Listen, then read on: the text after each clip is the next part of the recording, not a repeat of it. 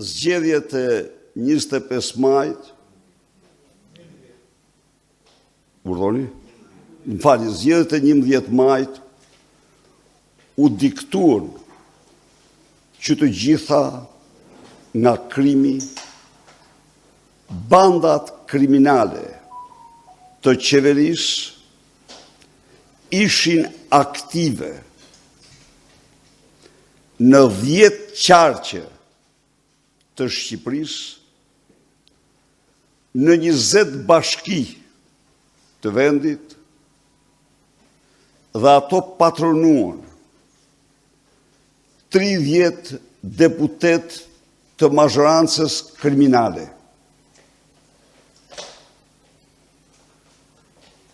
Skenat që ju pat në Vorë, ku banda e Xhabaftit diktoi në mënyrë të dhunshme vullnetin e qytetarëve të Vorës, në të cilat zgjedhje kryebanditi Blendi Xhabafti mori vota 10 herë më shumë se kandidati i dytë në lista. Kuptoni vetë se si janë zhvilluar zgjedhjet. Por skena si Vora ishin të zakonshme në një seri qarqesh dhe bashkisë të tjera Durrës, Peshkopi, Elbasan, Fier dhe zona të tjera. Pra, në çdo aspekt, këto ishin zgjedhjet më të grabitura, më të plaçkitura dhe më të dhunuara në tërë historinë elektorale të Shqipërisë pluraliste. Kur ndonjëherë bandat nuk kanë pru kaq shumë përfaqësues të tyre në parlamentin shqiptar sa në këtë parlament. Nga veriu në jug, nga lindja në prendim. Mund të them ju se rreth të Durrësit bandat punonin për deputet të veçantë. Tjetër Balla, tjetër Dyrmishi, tjetër ky, tjetër ai. Dhe jo më pak në Elbasan kjo skemë.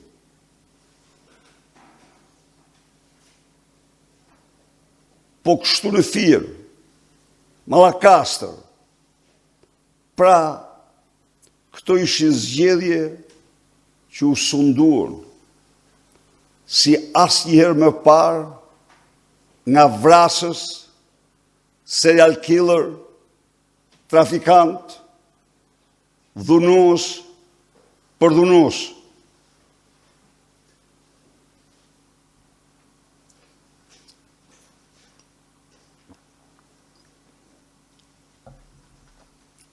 Zgjedhjet e 11 majt u karakterizuan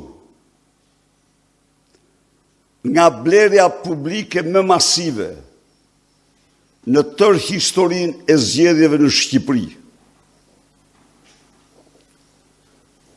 Zarfi me 100 euro i dërguar në mes fushatës elektorale dhe amnistia prej 200 milion euro gjoba dhe kamata nga viti 2015 dhe në vitin 2025 është blerja publike më fuqishme që ka ndodhur në historinë e vendit.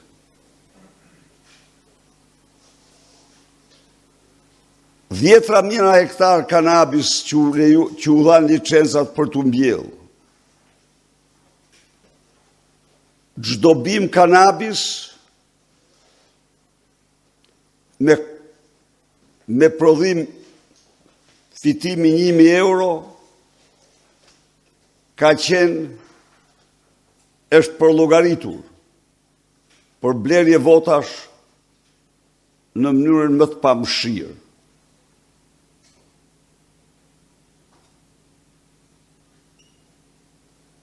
Punësimi, punë për votë, u aplikua masivisht në këto zgjedhje. Sistemi patronazhistëve, kriminali patronazhistëve, i futur në strofulla, ose rreth qendrës votimit, ishte një polici terroriste ndaj zgjedhësve shqiptar. 2 drejtuesit më të lartë të shërbimit informativ kombëtar, zëvendës të drejtores, u morën një javë të para me të gjithë regjistrat e rrjetit agjenturor të sigurimit të shtetit dhe aktivizuan atë për karrigën e Edi Ramës duke shkel ligj dhe çdo gjë.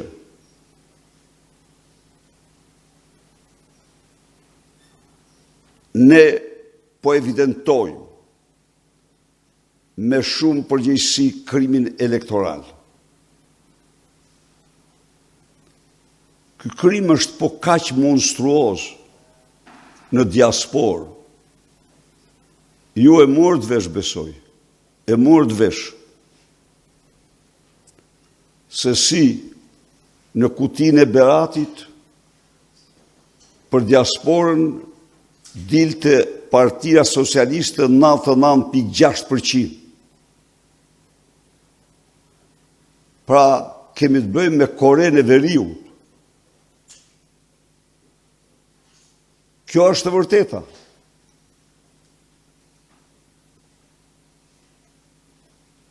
Në qoftë se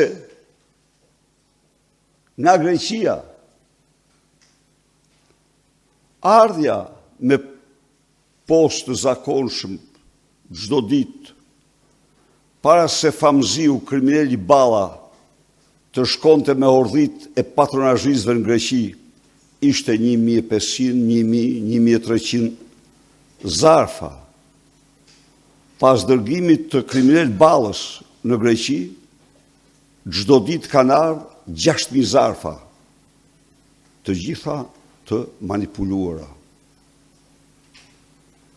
Ju besoj se po i ndiqni numërimit e votave të diasporës, se si ato janë të gjitha me shenjat më të sigurta të falsitetit dhe manipulimit. Thirrja ime është kjo, për të gjithë komisionerët që po bëjnë punë me vetmohim, të numërojnë çdo votë në dëshmi të respektit ton të palkundur, ndaj atyre që në kushtet terrori kanë votuar për opozitën. Çdo votë.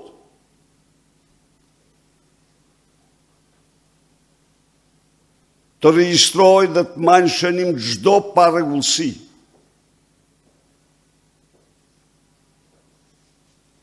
Libri i zi këtyre zgjedhjeve shkruhet me datën 16 në ora 17 në bulevardin Zogu i Parë për të sensibilizuar opinionin publik botror mbi krimet monstruoze të përbindshit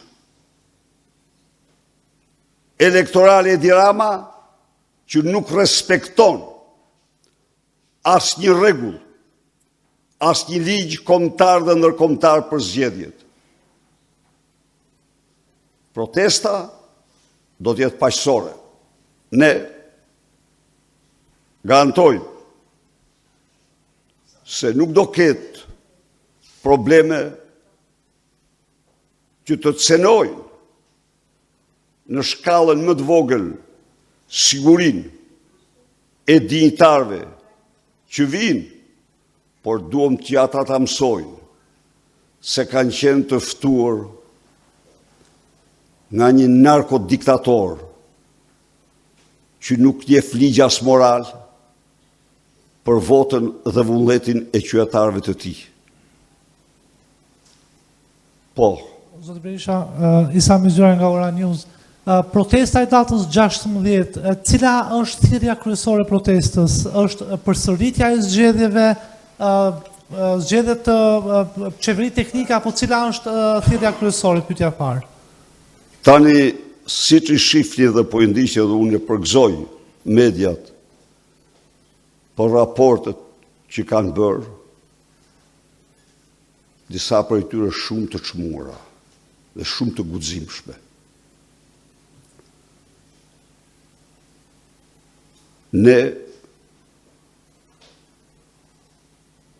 nuk bëhet fjalë kurrë që të pajtohemi me këtë zgjedhje. Jo, të harroj kush. Ne kemi bërë gjithçka në përputhje me ligjin, sa në takonte ne si opozit, që Shqipëria të ketë zgjedhje. Tani opozita ka detyrat që do t'i përmbush me shumë dinjitet, me shumë vendosmëri. Protesta e datës 16 është një protest në emër të një populli që votën ja dikton revolja pas kokës, si që ka ndodhë në Peshkopi. Që votën ja dikton Poja, ja dikton Suelçela, ja dikton Blendi Xhabafti, ja diktojnë Fir, ja diktojnë bandat të katër anë të vendit.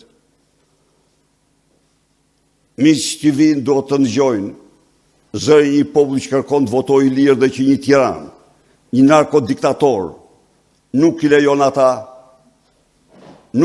ata, por përdor të gjitha mjetet e dhunshme për të rrëmbyer votën. Ka krijuar shtetin monstër elektoral, para gjithë botës, para jush, para gjithë botës, për të shtypur vullnetin e qytetarëve. Ky është fillimi i një betejë e cila s'ndalet më. Pyetja e dytë, ka ende... Pra, edhe një herë, doradorës do formulohet e gjithë strategjia, por zgjedhjet të cilat blihen në mënyrë të tillë nuk ka partoka. Të çosh zarfin me 100 euro, të falësh 2 ditë para zgjedhjeve 200 milionë,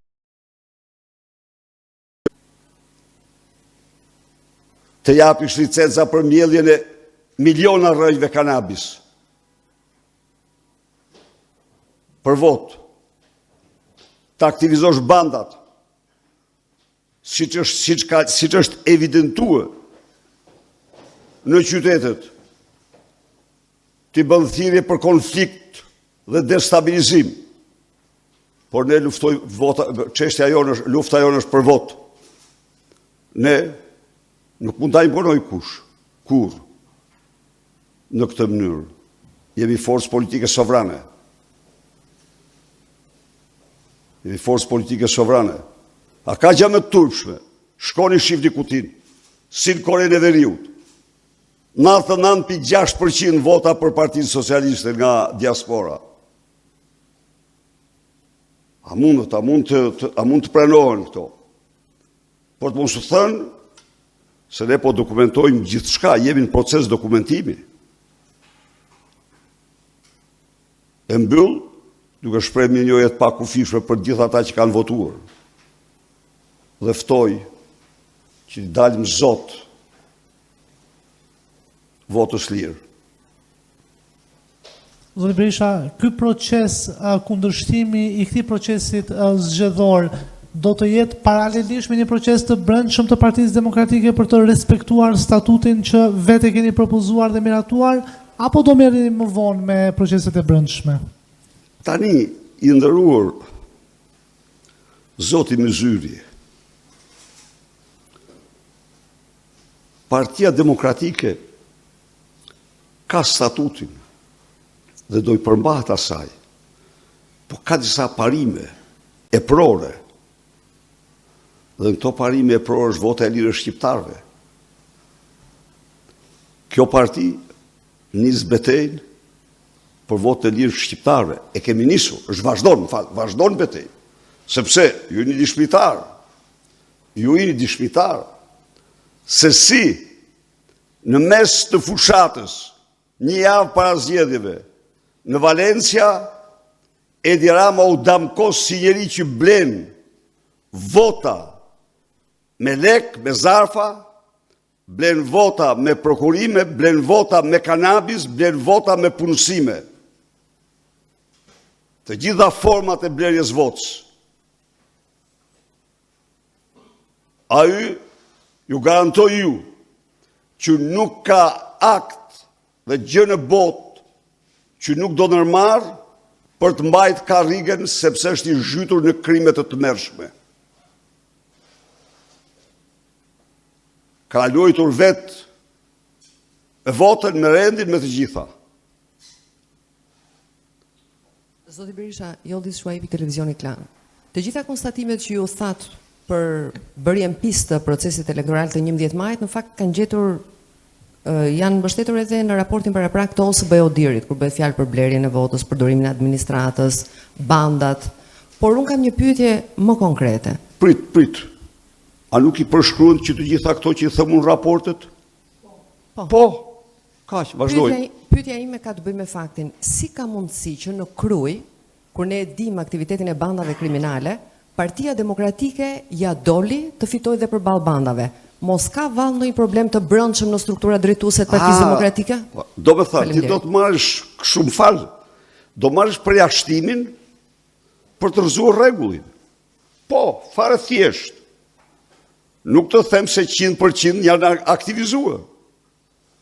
Dhe unë nuk jam policia e shtetit.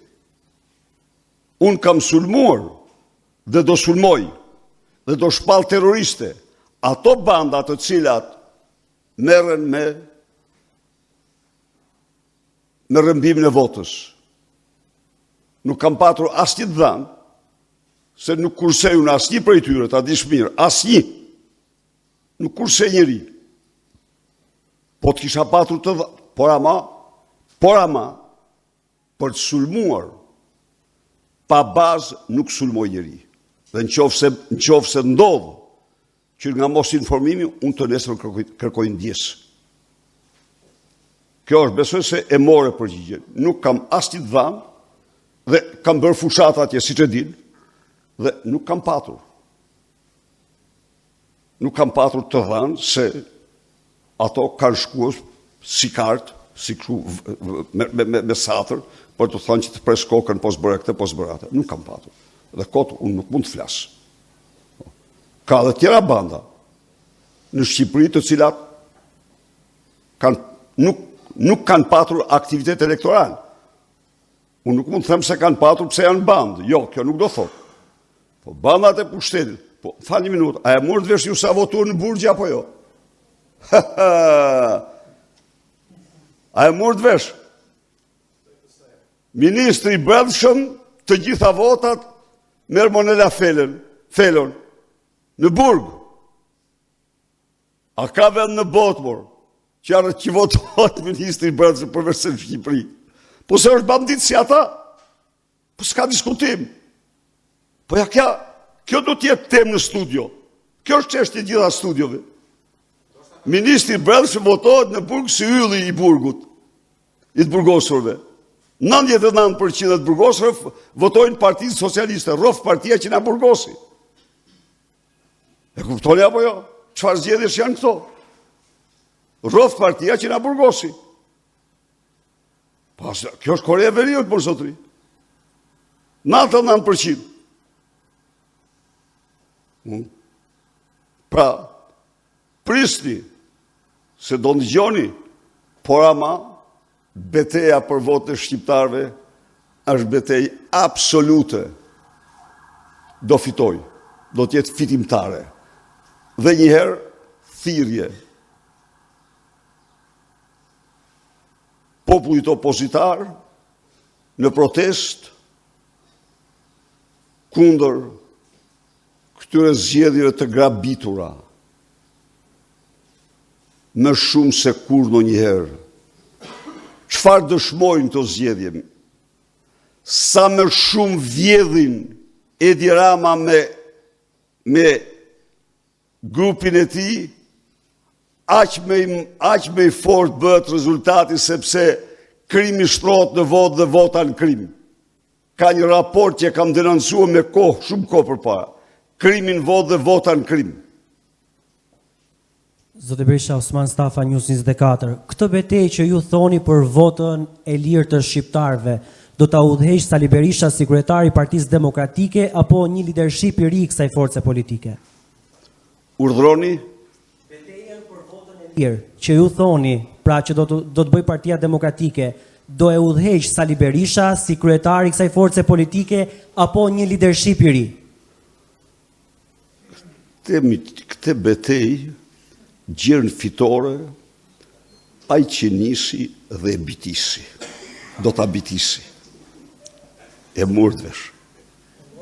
Dhe një pyetje tjetër, zoti Berisha jeni pyetur dhe pas zgjedhjeve të vitit 2023 që shkruat një libër të zi, sikundër e deklaruat edhe sot që do shkruani një libër tjetër të zi, që cili do të jetë rezultati i zgjedhjeve të vitit 2025, Sali Berisha do të respektonte statutin e forcës tij politike që nisi me rrithe me limin që ju keni kërkuar. Janë dy gjëra krejtësisht të ndryshme të pa lidhura njëra me tjetrën. Beteja për votë e lirë është betejë për votë e lirë, nuk ka gjë në botë që është prevalon mbi të gjitha. Asgjë nuk mund të ndalë Partinë Demokratike në këtë betejë. Ju i pat vetë. Kutit 100%. Korea e Veriut. Blendi Gonxhia në Vorë, dëgjojeni pak, në Vorë 5500 vota, i dyti masti 500 vota. 10 fish më shumë.